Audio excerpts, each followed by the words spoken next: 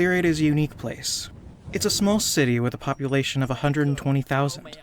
The summers are on the cooler side, and the winters are harsh. The Forest of Weeping is located on the west side of the city. It's a popular tourist attraction that thousands of people visit throughout the year. The forest was turned into a monument for those affected by the Trail of Tears. Different Native American statues and carvings are placed throughout the forest, depicting the harsh reality of the time. Interestingly, on April 16th of every odd-numbered year, both the whole city and the forest close down. No one can enter or leave. The stores, schools, even police stations are closed, with only hospitals opened with the lights dimmed and very few doctors and nurses staffed. The city goes into code aqua, meaning no one can go out, and all lights are turned off. This tradition, this superstition, started about 48 years ago, during the beginning of the serial killer era. Clearaid, from its inception, always had a bizarre aura. The settlers that claimed the land after the Trail of Tears left accounts about how in April of every odd-numbered year, people would disappear or mysteriously die. This caused everyone to believe that the land was cursed, and they left. Decades later, in the 1930s, the land was rediscovered and slowly rebuilt into Clearaid.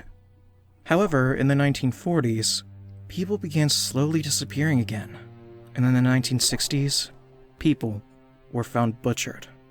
On August 4th, 1968, Pete Arms, a detective at the time, discovered old accounts of people from the previous settlement. One account from Powell Size, a farming man, stated, "I can't stay here anymore. All I can hear are the howls and the screams. There was so much blood. Body parts were hanging from the trees and my best friend's wife was split in half.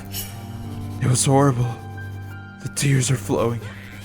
I don't even know why people are willing to stay in this godforsaken land. There's only death and sorrow here. I spent hours trying to persuade the others to leave, but they believe that they could stop it. They're all fools. Damn fools. You can't stop that." There was more, but the rest was missing. Now, Pete was never a superstitious man, rather pragmatic.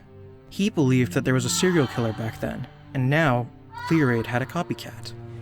He skimmed through file after file, trying to find links in each murder and disappearance. Nothing seemed to link the victims together except for one thing. They were walking around the city after 7 p.m. on odd-numbered years.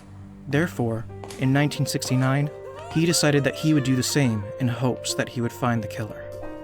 However, on the 17th of April, 1969, Pete was found alive, covered in blood, and swaying frantically back and forth. In shock, repeating to himself, he spoke. "The tears are flowing. The tears are flowing. The tears are flowing. The tears are flowing." He was taken to a hospital where he later jumped out of the 4th floor window. He died of an impact. After his death, a note was found in Pete's room, reading, "They were right. This land is cursed. There's no hope. Once they mark you, there's no escape except death. This is punishment for the tears. I warn you, do not go out on April 16th of odd-numbered years after 7 p.m. Stay inside with your lights off. Do not let anyone enter or leave. That will make it spread. The tears are flowing. The tears are flowing. The tears are flowing. The tears are flowing." In fear, the mayor decided to believe Pete's last words and passed laws based on them.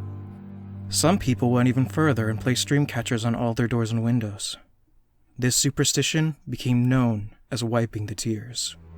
Recently, people began questioning the curse. It's been 40+ years and nothing has happened. The city is divided on the issue. Clearaid West High School wants to host a bonfire to prove the curse isn't real.